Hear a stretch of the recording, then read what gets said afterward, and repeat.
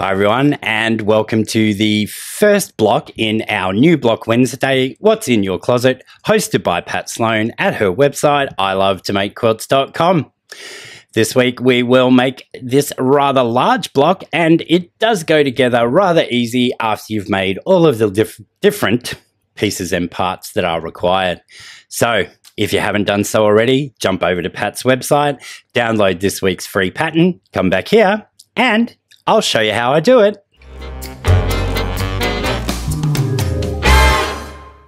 We start where we always start with our Block Wednesdays, folks, and that is with all of our pieces cut out as per the pattern. Now, I am known for making alternate versions, and I did make an alternate version in this instance, but I decided there was a little bit too much waste of fabric. So on the table in front of me here, I have cut out everything as per the pattern. We're going to start by making our half square triangles, and for that we need all of the 5-inch squares. So we should have 8 in our light fabric, 4 in our medium fabric, and 4 in our dark fabric. And in my instance, my light is the cream, my medium is the red, and the dark is the blue. We're going to take all 8 of our light background squares and draw a diagonal line from corner to corner on each of them. We'll then place these right sides together with each of the 4 medium and dark squares, take those to the machine and stitch 1/4 inch on each side of the drawn line.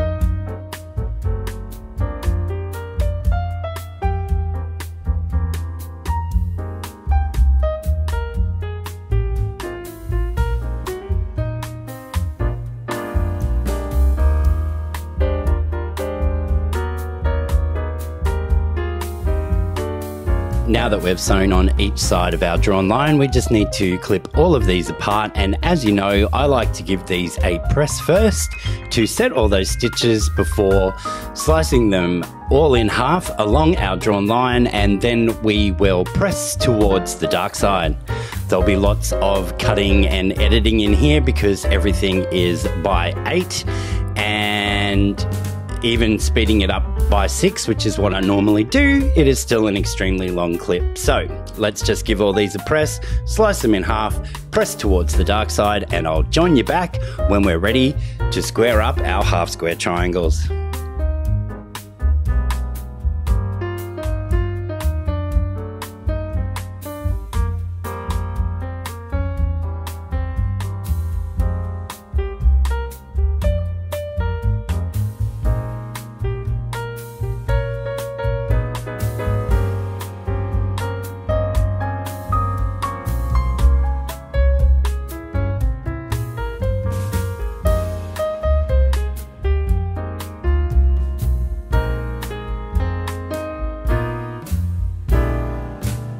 We're now ready to square up our half square triangles, and today I'm grabbing my rotating mat, but as you'll see throughout the clip, I don't always actually use that rotating feature.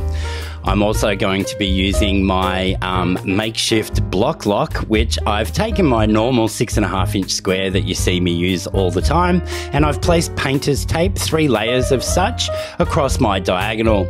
This allows me to nest it into that folded back dark side and line this up and make sure that we have enough extra fabric outside our required trim down measurement of 4.5 inches before trimming the first 2 sides. This is where the rotating mat would come in handy. We just need to rotate this around as is and slide that lock down, still keeping it nested on our seam and lining up now our 4.5 inches on our freshly cut sides before trimming the final 2 sides. As you would be aware, I normally do my half square triangles 2 at a time. But in this video today, I just thought I would show you something extra. And a makeshift block log makes for a nice, cheap, easy alternative to purchasing even more templates and tools. Okay, trim down all of your half square triangles and I'll meet you back.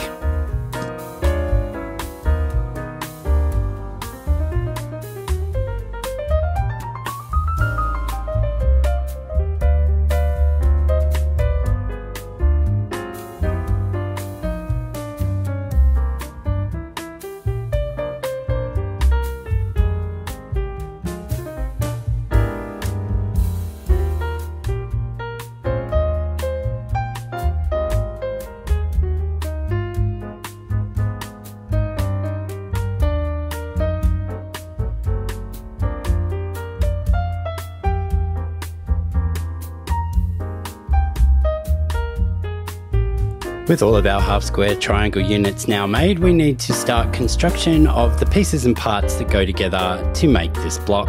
So we'll start with our center sections of the top and the bottom row and the left and right side of our middle row. And to do that, we need to sew our dark half square triangles in pairs, and they should resemble a flying geese unit. But before we can join these together, because we pressed everything to the dark side, we'll need to institute my little clip and flip strategy.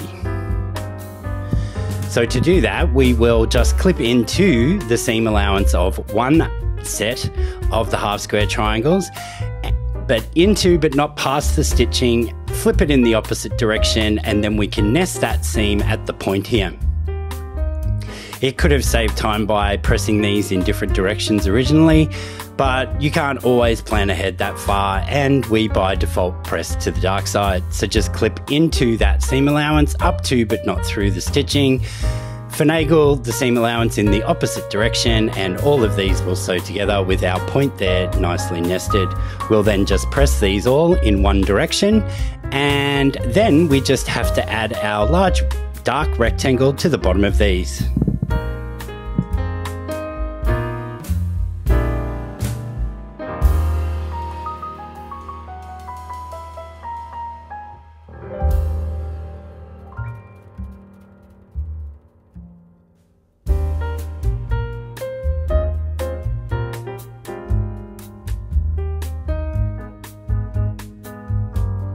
We could have made these units via the 4 at a time flying geese method, but in this instance, as I said, I just chose to follow the pattern that Pat has provided for us by making all of the half square triangles.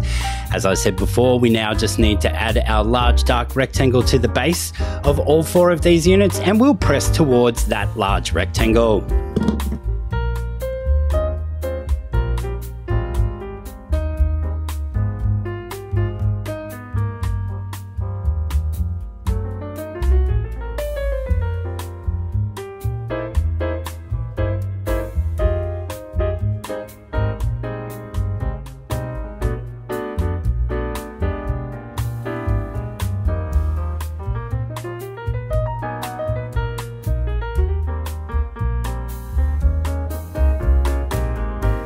With those units now made, we just need to move on to making the corner of our blocks, and for this we need to pull in our 4.5 inch medium and background squares, and for each of our medium half square triangles go on either side to create this block as per the pattern. We'll just put this together in 4-patch construction, first by sewing all of the vertical seams and then the final horizontal seams.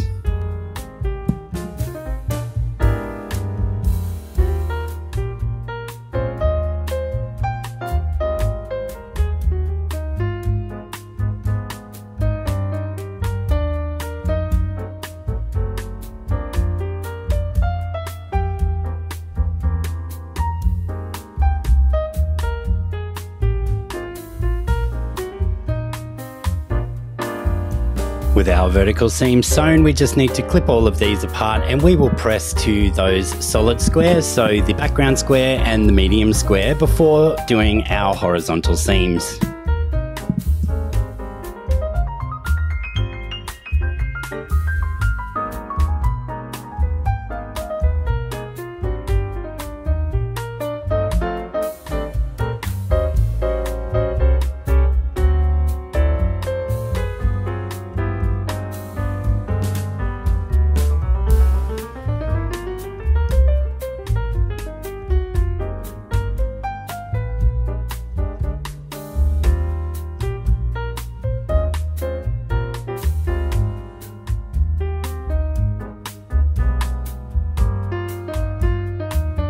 Now that our horizontal seams have been sewn, we'll just press this in a direction.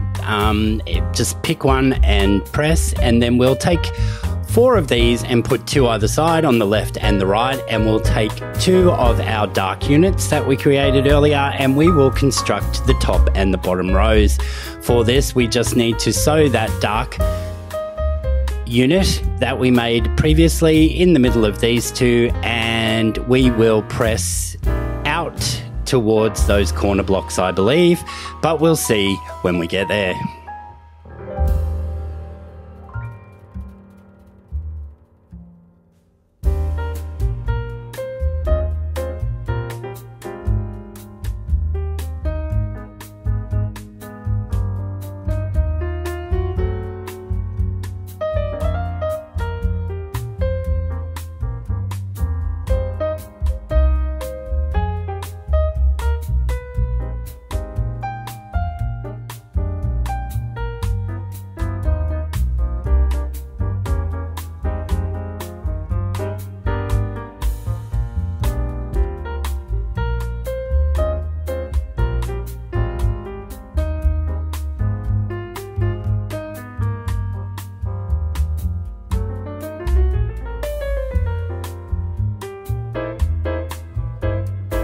I do indeed press these out towards those corner blocks, as you'll see in a moment, and as I stated earlier, and then we just need to construct our middle row, which we just take our solid medium 8.5-inch square, and we'll sew 2 of our dark units on either side of that, putting the solid rectangle towards that center square.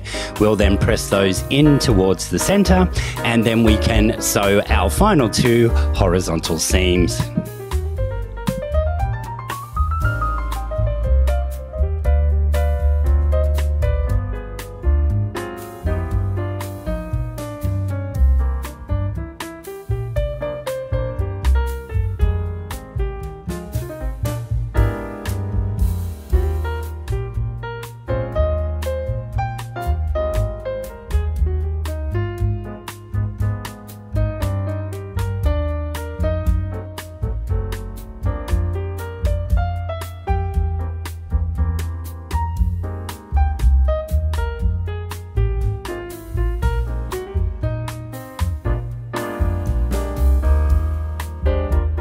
With our first horizontal seam sewn, you'll see that I just need to clip into that seam allowance there because I had to flip the way that that was facing to ensure that I had a nested seam.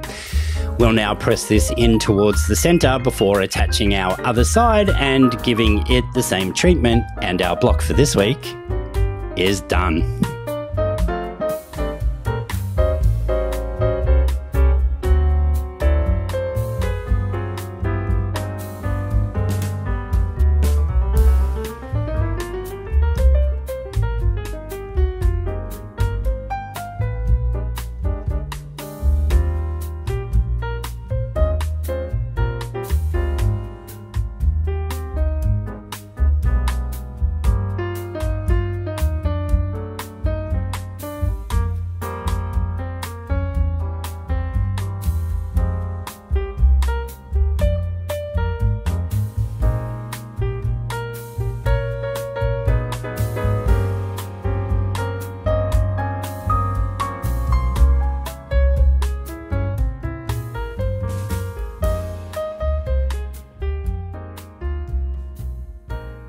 Thanks for joining me again this week, folks. As you saw, this is a nice big block, and if you were to do an entire quilt using it, it would go together really quickly and be quite stunning.